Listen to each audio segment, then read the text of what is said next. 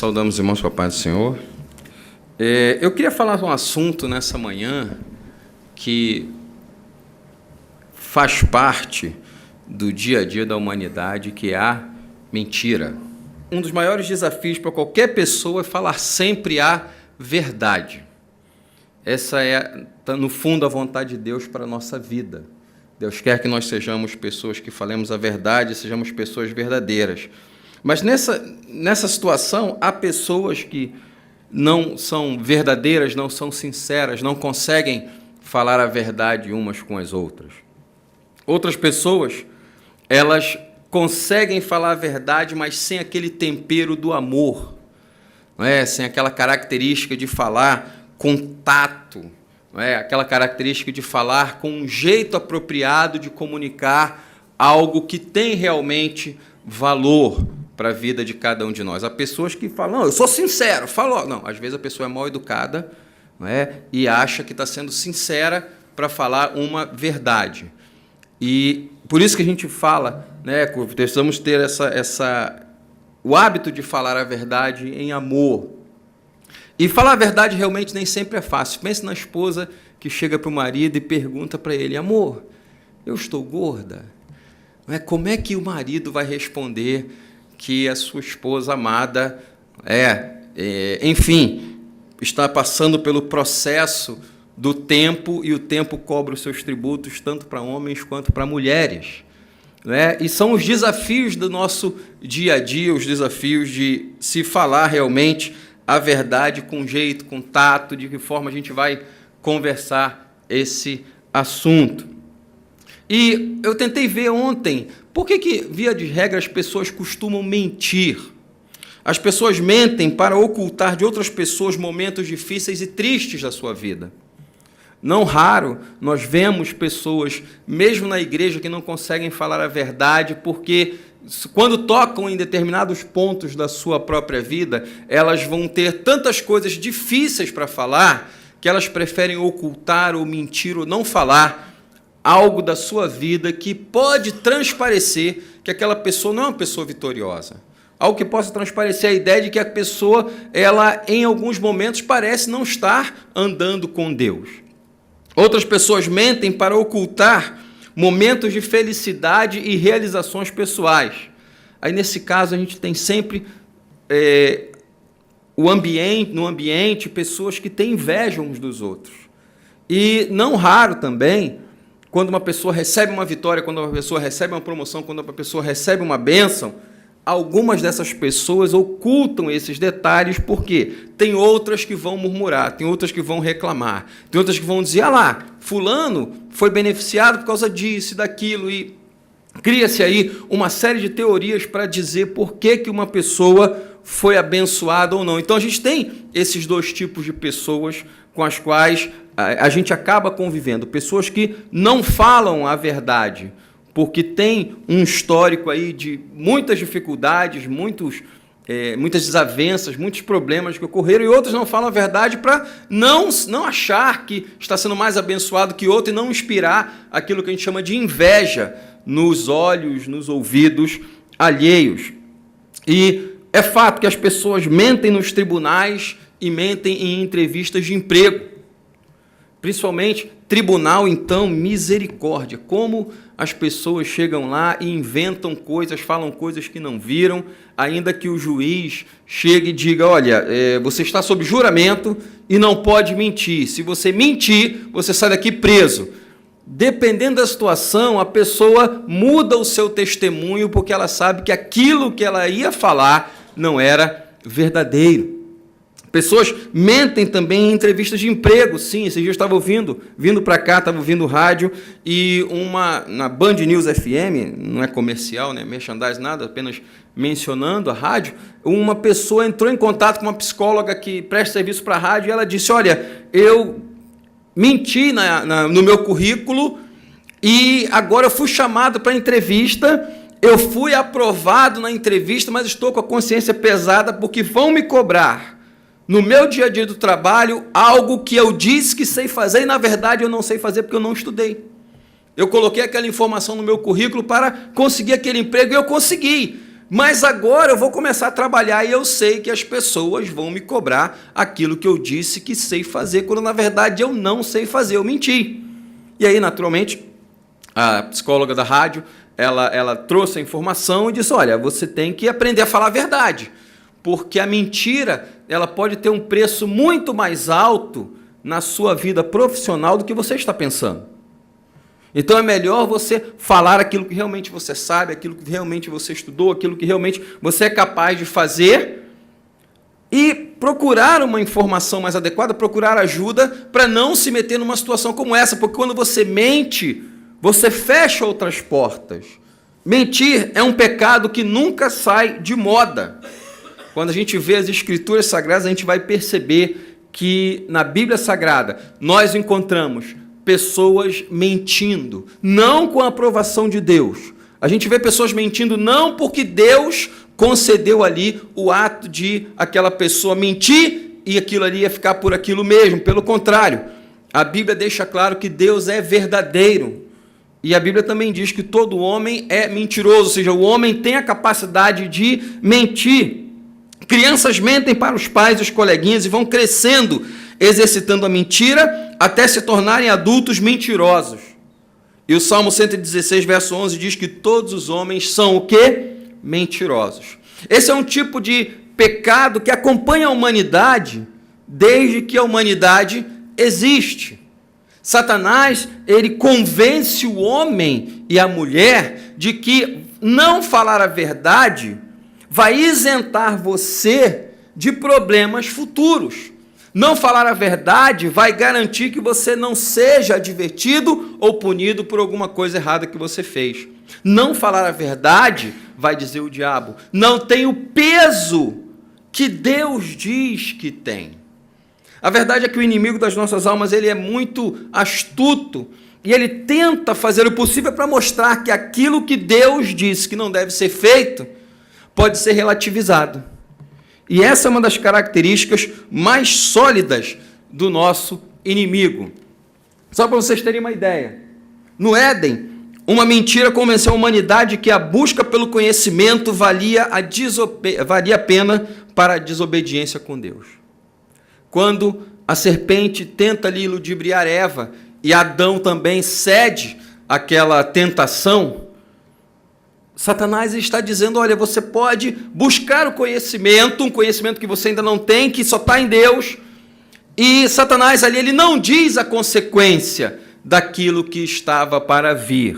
O homem e a mulher tiveram sim o discernimento, conhecimento, o discernimento do bem e do mal, sim, mas a que preço veio esse tipo de conhecimento? Veio o preço da morte. E aí é que entra a questão, toda mentira tem um preço quando se dá crédito a ela. Toda mentira tem um preço quando você acredita nela. Porque quando você acredita em algo que não é verdadeiro, naturalmente você vai pautar a sua vida por aquilo que também não é verdadeiro. Porque você está dando crédito a algo que não é naturalmente verdadeiro. Próximo slide, por favor. O que nem sempre se fala é sobre as consequências da mentira. O que são as consequências da mentira? Relacionamentos destruídos. Quantos casamentos são destruídos por força de mentiras? Por causa de mentiras? Quantas amizades são destruídas por mentiras que foram contadas? Outra consequência é a falta da confiança que existe entre pessoas que estão convivendo. É necessário que haja confiança uns nos outros, confiança profissional, confiança espiritual, confiança no sentido de amizade, coleguismo, e as mentiras destroem esse tipo de relacionamento. As mentiras também afastam as pessoas. Eu não vou perguntar aqui se você conhece algum mentiroso, tá ok? Eu acredito que sim. Mas você pode ter certeza que no seu relacionamento pessoal você quer distância de uma pessoa assim, porque você sabe que aquela pessoa não é confiável. Aquela pessoa, ela foge tanto ao que é real, à realidade, que ela não merece crédito naquilo que ela está falando. Quando você vai pedir uma referência, ou alguém chega para você e pede referência sobre uma determinada pessoa mentirosa, você naturalmente vai ter que falar, olha, aquela pessoa não é confiável, porque ela não consegue falar a verdade. E não apenas há um afastamento das pessoas, mas também a mentira causa um afastamento de Deus. Quando nós temos o hábito da mentira, quando nós temos por hábito falar algo que não é verdadeiro, né? Naturalmente isso também vai nos afastar de Deus. Nos nossos dias, a mentira ganhou um novo nome, fake news. É uma modalidade de mentira que tem um nome estrangeiro que suaviza o seu real significado. Isso ficou muito mais patente no ano passado, nas eleições que aconteceram. O tema da moda era fake news. Quando surgiu uma notícia, é verdadeiro ou não é? Existem sites especializados hoje em procurar se determinadas informações que estão sendo veiculadas nas redes sociais são verdadeiras ou não. Por quê? Essa expressão fake news, ou seja, notícias falsas, elas ganharam um vulto muito grande desde o ano passado e hoje a gente já está mais ou menos acostumado com essa ideia. Mas uma coisa é certa, fake news é um nome mais adocicado para um problema real chamado mentira. Por quê? A mentira ela pode até ter um outro nome, mas a consequência daquela mentira, uma vez colocada em público, ela tem um peso muito grande. A verdade é algo que as pessoas às vezes temem dizer, pois ela pode revelar o quão erradas elas podem estar em seus atos. Muitas pessoas mentem porque não têm coragem de admitir aquilo que fizeram, o pecado que cometeram, ou alguma coisa que deixaram de fazer quando deveriam ter feito. Isso faz parte aí desse quesito, dessa situação chamada mentira. Eu queria chamar a atenção de vocês para texto da primeira carta de João, capítulo 1, a partir do verso 5. João, o apóstolo, homem que andou com Jesus, um homem que teve aí a capacidade de ter o seu comportamento mudado pelo convívio com o Senhor e por ser um homem posteriormente, após a ressurreição de Jesus, um homem cheio do Espírito Santo, ele escreve 3 pequenas cartas para uma determinada localidade. Acredita-se que essa primeira carta de João tenha sido escrita para a igreja de Éfeso. Éfeso era uma igreja que havia sido pastoreada por grandes nomes da igreja primitiva. Paulo foi um deles, né? Timóteo foi o discípulo de Paulo também, como se entende, foi pastor em Éfeso. E Éfeso é uma igreja tão importante que mesmo em Apocalipse o Senhor se dirige a ela e diz: olha, vocês têm aí uma capacidade muito grande de intelecto, né? Vocês são muito fiéis a mim, vocês têm uma capacidade de entender determinadas coisas que talvez outras igrejas não tenham, vocês são tão bons no domínio da própria teologia e das escrituras sagradas que vocês conseguem distinguir quando uma pessoa diz que é apóstolo e não é. E vocês dizem: você é mentiroso. Então, observe que era uma igreja sólida. Era uma igreja que sabia como tratar com essas questões, relacionando até mesmo um controle de qualidade para quem era obreiro. Você é um homem de Deus, você não é. Você prega a verdade, você não. E acredita-se que essa primeira carta de João tenha sido escrita especificamente para a igreja dos Efésios. E quando esse texto é colocado, João, o apóstolo do Senhor, escreveu a crentes que passavam por um problema sério, uma vida sendo atraída por um tipo de mentira, a mentira na relação com Deus e com os seus irmãos. Próximo slide, ele começa mostrando aí o texto de 1 João, capítulo 1, verso 5. O texto começa dizendo: esta é a mensagem que dele ouvimos e vos anunciamos, que Deus é luz e não há nele treva nenhuma.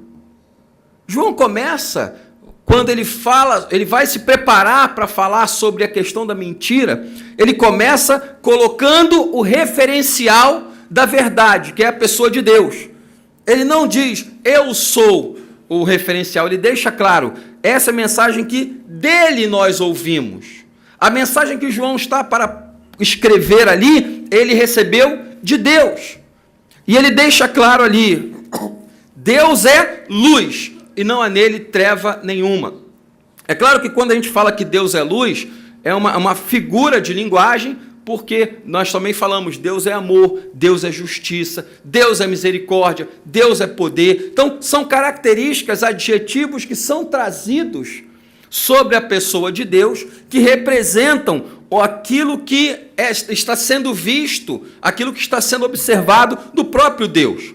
E João começa dizendo, Deus é luz, e não há nele treva nenhuma, ou seja, não há uma sombra de variação que sirva de padrão negativo para você comparar com Deus. Então, Deus é o padrão daquilo que João vai falar. Esse verso mostra que em Deus não há malignidade alguma. Próximo slide, ele diz, no verso 6, se dissermos que temos comunhão com ele e andamos em trevas, mentimos e não praticamos a verdade. A primeira mentira que João relaciona por revelação de Deus para os crentes que receberiam aquela carta reside no fato de que nós podemos dizer para as outras pessoas que temos comunhão com Deus, mas se nós andarmos em trevas, nós mentimos e não praticamos a verdade. Esse versículo deixa claro, então, que a primeira grande mentira com a qual nós corremos o risco de conviver é mentir uns para os outros sobre a nossa comunhão com Deus. Mentir uns para os outros sobre aquilo que estamos fazendo para o Senhor. Mentir uns para os outros sobre aquilo que Deus tem feito através da nossa vida. Isso é verdadeiramente perigoso. Dizer que temos comunhão com Ele e andamos em trevas é o grande perigo que João destaca. A verdade é algo que você não apenas fala, mas você pratica. Ou seja, quando João diz, se nós dissermos que temos comunhão com Ele, mas andamos em trevas, nós estamos o quê? Mentimos e não estamos praticando a verdade. Verdade é muito mais do que aquilo que você fala. Verdade é aquilo que você faz. Não basta dizer que nós somos cristãos da boca para fora. Não basta dizer que amamos a Deus só de palavras. É necessário que nós venhamos a ter a capacidade de amar a Deus com as nossas práticas e a nossa atitude também. Dizer uma coisa e praticar outra é sempre o quê? Perigoso. E esse é um grande desafio que nós, como cristãos, temos quando olhamos esse texto. É possível que nós venhamos a mentir uns para os outros sobre a nossa comunhão com Deus e andamos em trevas e não praticarmos a verdade. Um exemplo que eu queria trazer para vocês é o caso de Ananias e Safira. Eles mentiram na hora da oferta e isso teve um alto custo na vida deles. Qual foi o problema ali de Ananias e Safira? Atos diz, escrito por Lucas, que Ananias e Safira, eles tinham um terreno e venderam aquele terreno. Talvez, vamos imaginar aí um valor, talvez uns 100 mil reais hoje, só para a gente pensar e avaliar a situação daquela época. E quando Ananias e Safira decidem vender aquele terreno por aquele valor, eles combinam entre eles, vamos até o santuário, vamos depositar aos pés dos apóstolos 50 mil reais e dizer que nós vendemos o campo por 50 mil reais. Vamos sair bem na fita, vamos ser considerados pessoas, olha, como são gentis, como são generosos, venderam um campo e trouxeram todo o valor para a casa do Senhor. E quando Ananias chega lá, deposita sua oferta, o apóstolo Pedro, ele é revelado, recebe uma revelação de Deus, e Pedro pergunta, Ananias, por que o diabo encheu o teu coração para você mentir para o Espírito Santo? Observe que Pedro não diz, por que encheu Satanás teu coração para mentir para mim, que sou apóstolo? Ele diz, por que o inimigo tomou conta da tua mente para você tentar mentir para Deus? E ali, Ananias perde a sua vida por uma mentira que ele tentou contar para Deus. E Deus falou ali com Pedro aquilo que estava acontecendo. Logo depois chega a esposa dele e Pedro pergunta, você vendeu por tanto aquele terreno? Foi por tanto. Então tá bom, você é o mesmo pessoal que levou o corpo do teu marido, vai levar o teu também, porque vocês fizeram uma comunhão para mentir para Deus. Então observe que a verdade é muito mais do que aquilo que eu falo, é aquilo que eu pratico, é aquilo que eu vivo. Dizer que anda com Deus, mas trilha caminhos perigosos em que Deus não está, é sempre perigoso. Você pode dizer, eu ando com Deus. Você pode dizer, eu estou andando no mesmo caminho que Deus está andando. Mas se a Bíblia diz que Deus é luz e não há neles treva nenhuma, e você mente, você está andando em trevas, logo o caminho que você está andando não é o mesmo caminho em que Deus está. E você precisa rever essa questão. Próximo slide, por favor. Como eu disse, a primeira mentira é você tentar mentir para os outros sobre a sua comunhão com Deus. A segunda mentira está no verso 8. Se dissermos que não temos pecado, enganamo-nos a nós mesmos e não há verdade em nós. Esse texto mostra que eu começo a acreditar na mentira que eu contei para as pessoas que estão à minha volta. Olha como é que nós vamos nos degradando quando damos ouvidos à mentira, quando praticamos a mentira. Primeiro, nós mentimos uns para os outros sobre a nossa comunhão com Deus. A seguir, nós acreditamos na mentira que nós estamos contando. Ela é tão convincente para as pessoas que essa mesma mentira acaba me convencendo de que eu estou certo. E o que isso quer dizer? Quer dizer que nós encontramos um motivo para o que estamos fazendo, justificamos os nossos atos. Nós acreditamos que mentira é necessário e a mentira já se enraizou em nós. Eu me lembro de um colega que estávamos num evento, numa igreja, e foi aqui no Rio, e no local em que nós estávamos tinha ali uma mesa de frutas, e ele pegou 2 maçãs e disse assim, eu vou botar essas 2 maçãs na bolsa e levar para casa, porque minha esposa gosta muito de maçã, e eu vou dizer para ela que passei na feira, lembrei dela e comprei. Aí eu falei, meu irmão, essa conversa não é verdadeira. Você não passou na feira para comprar. Você pegou essas 2 maçãs aqui na mesa de professores. Você está mentindo. E ele disse para mim, eu não estou mentindo. Eu estou apenas deslocando o fato do seu contexto original.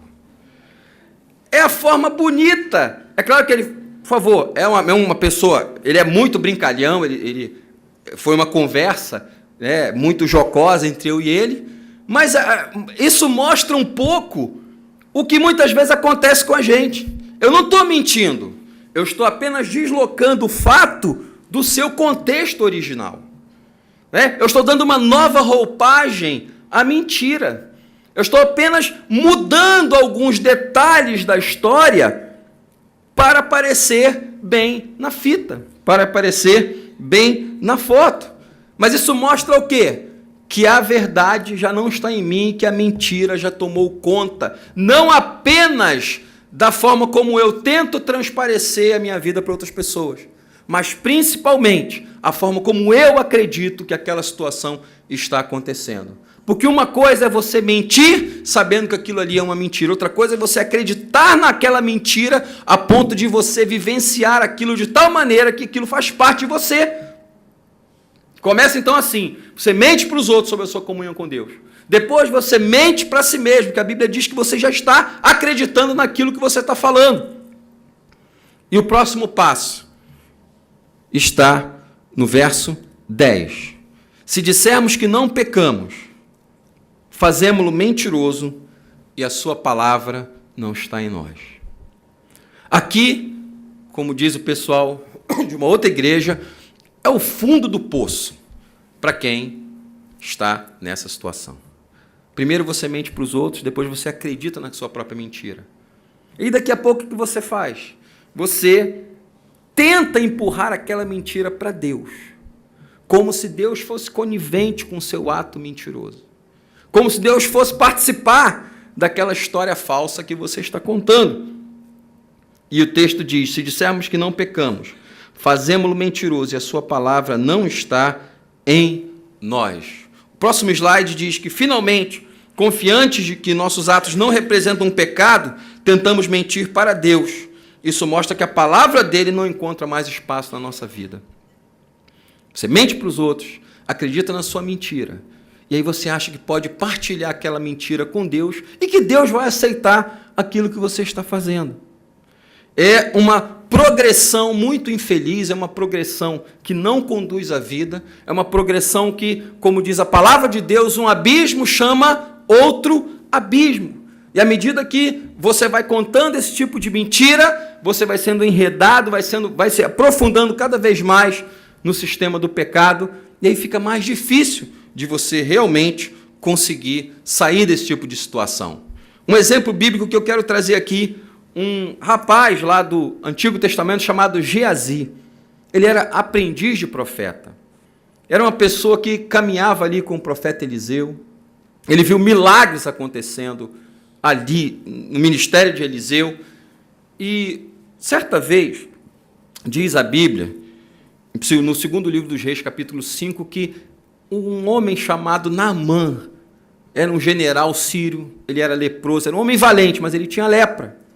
E a lepra era uma doença que naquela época deixava as pessoas isoladas, deixava as pessoas totalmente fora do convívio social. Mas aquele homem, apesar de leproso, era tão valente que a Bíblia diz que pela mão de Naamã, Deus trouxe livramento aos sírios. A própria narrativa do texto reconhece que Deus usou Naamã para livrar aquela nação.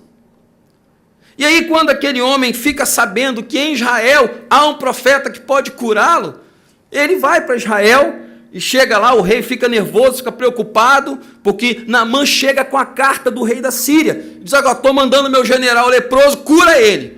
E o rei fica nervoso, o que eu vou fazer com esse cara? Eu não sou médico, não sou Deus, não sou nada. E Eliseu diz, manda para cá, eu resolvo.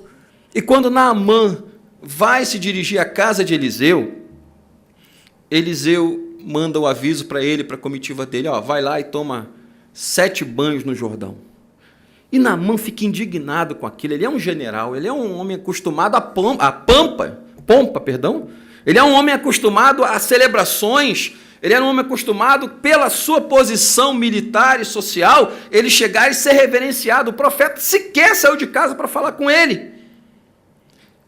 E quando ele já estava indignado, já ia voltar, um dos seus auxiliares disse, meu senhor, se o profeta pedisse uma coisa difícil, o senhor não ia fazer? Ia. Então por que o senhor não toma banho aqui, só nesse rio? Eu sei que não é muito mais limpo do que os rios lá da Síria, Abana e Farfá, mas é uma coisa tão simples, o senhor já veio aqui, toma esse banho. E a Bíblia diz que Naamã ouviu aquele conselho, se banhou ali, como diz o texto, 7 vezes e ele saiu limpo. A Bíblia diz que a pele dele era como se fosse uma criança. Ele ficou tão empolgado que ele quis dar presentes ao profeta. E o profeta disse, não, pode parar.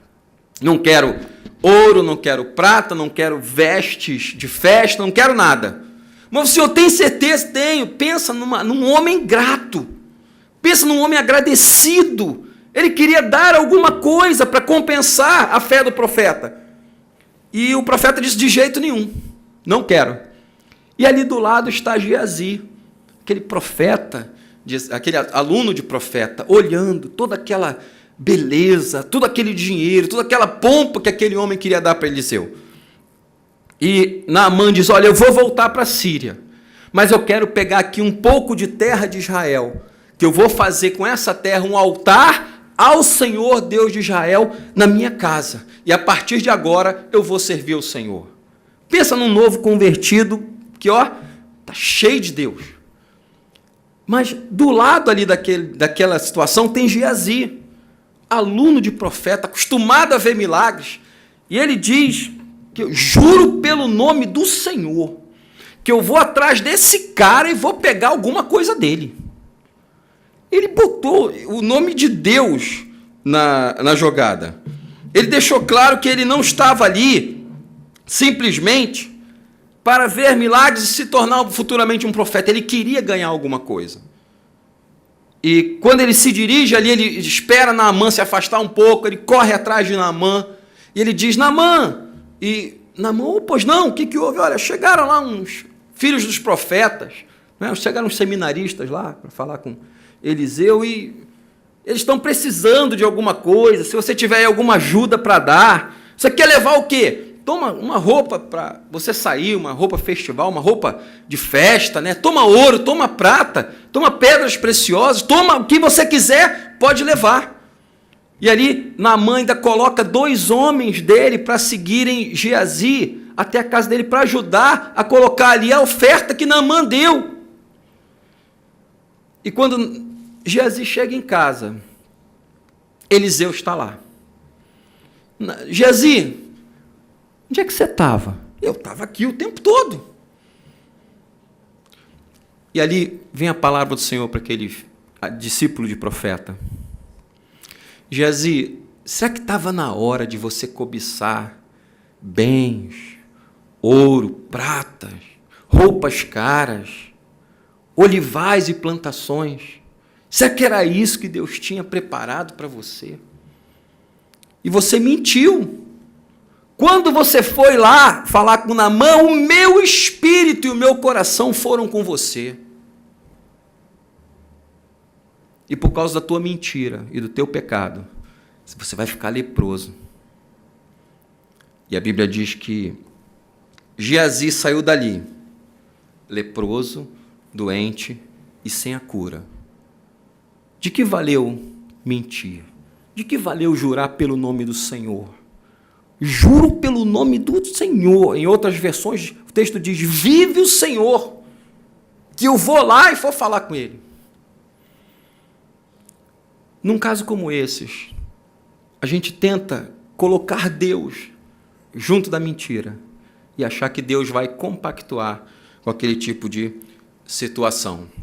O próximo slide, então, diz que primeiro mentimos sobre a nossa relação com Deus para as pessoas que nos cercam. Depois de contar a mentira, nós acreditamos nela. E, por fim, tentamos empurrar essa mentira para Deus, fazendo dele um mentiroso. Próximo slide fala um pouco sobre como nós podemos resolver esse tipo de situação. O texto diz que mentir para outras pessoas sobre a nossa comunhão com Deus é a primeira mentira. E como que a gente resolve esse tipo de situação? Está no verso 6. Perdão, no verso 7. Se nós andarmos na luz, como Ele na luz está, temos comunhão uns com os outros, e o sangue de Jesus Cristo, seu Filho, nos purifica de todo pecado. Não é difícil nós pensarmos que podemos mentir para os outros sobre a nossa comunhão com Deus e fazermos aquilo que é errado e andarmos em trevas. Mas a Bíblia deixa claro, o mesmo João que aponta o problema da mentira, ele aponta também a solução. Ao invés de você tentar dizer para as outras pessoas que você é uma pessoa espiritual, ao invés de tentar dizer para vocês, para as outras pessoas que estão à sua volta, que você é um super crente, uma super crente, o texto diz, ande na luz como Ele na luz está e tenha comunhão com as pessoas. Tenha comunhão, ao invés de ter um espírito mentiroso, ao invés de tentar fazer com que você minta as pessoas sobre a sua comunhão com Deus, tenha comunhão com elas. Observe que comunhão é importante, João fala sobre isso. Né? Não precisa você ser médico para saber que se você perder uma parte do seu corpo, aquela parte vai apodrecer. E nós só temos vida se tivermos comunhão uns com os outros. É claro que eu acredito que nós podemos ter ministérios pessoais, mas os nossos ministérios têm muito mais valor quando eles são usados na igreja em prol do reino de Deus. Se você quer se livrar desse tipo de posição, de mentir para outras pessoas sobre a sua comunhão com Deus, faça o que João diz. Ele disse, andarmos na luz como Ele na luz está. Temos comunhão uns com os outros, e o sangue de Jesus Cristo, seu Filho, nos purifica de todo o pecado. A segunda posição, que é sobre mentir para nós mesmos, dizendo que não temos pecado. João diz que se confessarmos os nossos pecados, Ele é fiel e justo para nos perdoar os pecados e nos purificar de toda injustiça. O mesmo João que chama a atenção dizendo, olha, tem pessoas que estão acreditando na própria mentira que estão contando. João deixa claro, se confessarmos os nossos pecados, Ele é fiel e justo para nos perdoar os pecados e nos purificar de toda injustiça. Mais do que acreditar naquilo que você está falando, mais do que acreditar naquilo que eu estou falando, é importante nós lembrarmos que, quando pecamos, nós somos desafiados a confessar os nossos pecados, para que nós possamos o quê? Ser purificados. E qual é a característica daquele que vai ouvir a nossa confissão? O Senhor, diz a Bíblia, Ele é fiel e justo para nos perdoar os pecados. Nós não temos um Senhor que ouve quando nós chegamos perto dele dizendo, olha, eu pequei, eu preciso de perdão, e Deus, como é que funciona? Ele diz, olha, você pecou, você se vira, você perdeu a comunhão, não quero nem saber de você. Não é assim que funciona. Nós sabemos que Deus dá valor a cada um de nós, e quando nós confessamos o nosso pecado, a Bíblia diz que Deus garante que Jesus é fiel e justo para perdoar os pecados e nos purificar de toda a iniquidade. Finalmente, o último padrão da mentira, que é tentar mentir para Deus e tornar Deus um mentiroso. João capítulo 2, verso 1, ele diz, filhinhos, eu estou escrevendo essas coisas para vocês para que vocês não pequem. Porém, se vocês pecarem, nós temos um advogado para com o Pai, Jesus Cristo, o injusto. Como é que está? Jesus Cristo justo. Observe que nós não estamos livres, nós não estamos isentos de cair nesse tipo de pecado que João está falando. Mas ele deixa claro, olha, se você pecou, você tem um advogado para com o Pai, Jesus Cristo, o justo. E o texto continua dizendo que ele é a propiciação pelos nossos pecados. E João ainda diz, não, mas também pelos de todo o mundo. Jesus não é a propiciação, como dizem alguns aí, só para os escolhidos, para aqueles que, pelo seu decreto, foram chamados. O poder de Deus de perdoar pecados em Jesus é para todo mundo. E é isso que a Bíblia Sagrada está dizendo. Nós não estamos livres de pecar. Quando João trata desse assunto, ele deixa claro que a nossa natureza humana, ela continua existindo, a nossa tendência ao pecado continua existindo. Porém, se você pecar, se eu pecar, nós temos um advogado para com o Pai, Jesus Cristo, o justo.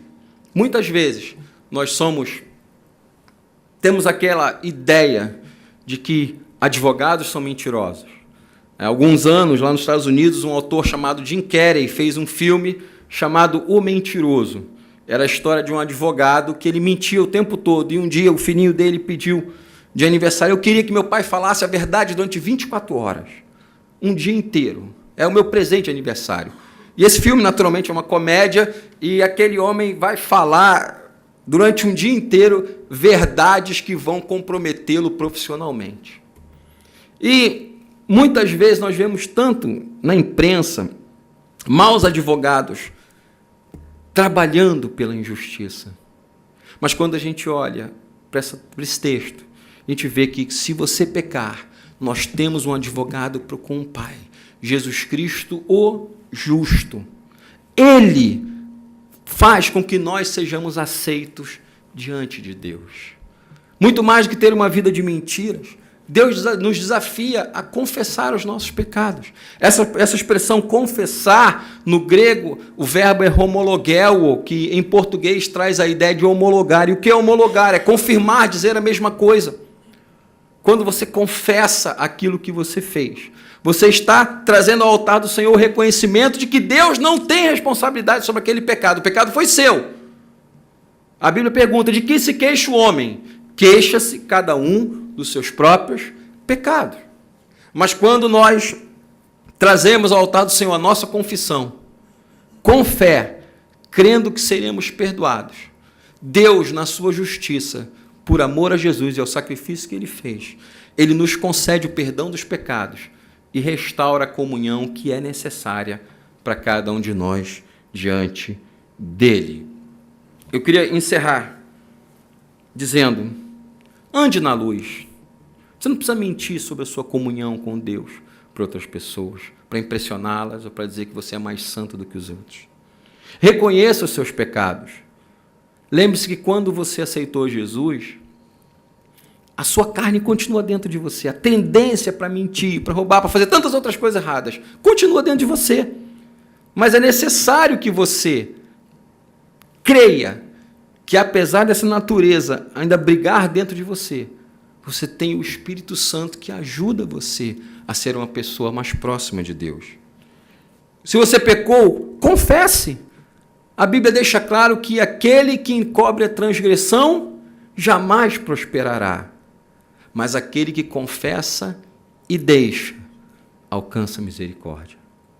Quantas pessoas precisam se abrir para o Senhor? Quantas pessoas precisam dar um passo de fé, fechar a porta do seu quarto e dizer: Senhor, eu pequei. E às vezes acontece assim, a pessoa peca no varejo e pede perdão por atacado, né? Senhor, perdoa a multidão das minhas transgressões. Mas a gente precisa ter a consciência de ter um espírito mais vivo diante de Deus e lembrar que pecou, vai lá e pede perdão ao Senhor. Muitas vezes não reconhecemos que aquilo que estamos fazendo é errado. O próprio Davi deixa claro: Senhor, perdoa os meus pecados, principalmente aqueles que me são ocultos, ou seja, aquelas atitudes que eu tenho que eu não estou reconhecendo que é algo que desagrada ao Senhor. Davi fez essa oração. Você pode fazer essa oração também. No final da história, vale a pena viver a verdade, me aproximar de Deus e dos meus irmãos. No final das contas, quando nós aprendemos a falar a verdade sobre a nossa comunhão com Deus, quando nós aprendemos a confessar os nossos pecados quando pecamos, e quando nós levamos a sério que a comunhão com Deus faz com que nós estejamos mais próximos dele, nós podemos ter a certeza de que o apóstolo João, ele escreveu inspirado por Deus, alertando a igreja dos seus dias e a nossa, sobre esses tipos de mentiras. Queria que você curvasse sua cabeça e a gente completasse essa oração, essa simples palavra com uma oração. Como eu disse, eu não vim aqui jogar um peso nas suas costas. Não vim aqui acusar você, porque a palavra de Deus falou primeiro comigo. Mas eu queria que a gente pensasse sobre aquilo que a gente vem fazendo, sobre que tipos de atitudes nós estamos tomando que podem nos afastar de Deus, que podem nos afastar da comunhão dos outros irmãos, que podem fazer com que nós estejamos acreditando numa história mentirosa que nós inventamos e que já está fazendo parte da nossa vida. E que nós precisamos lembrar de que é preciso andar na comunhão com os santos, é preciso andar na luz como Deus na luz está, que é preciso confessar as nossas falhas e, acima de tudo, ter a certeza de que, independente do que foi feito, nós temos um advogado para nos defender diante de Deus. Acusadores sempre tem muitos, advogado tem um só.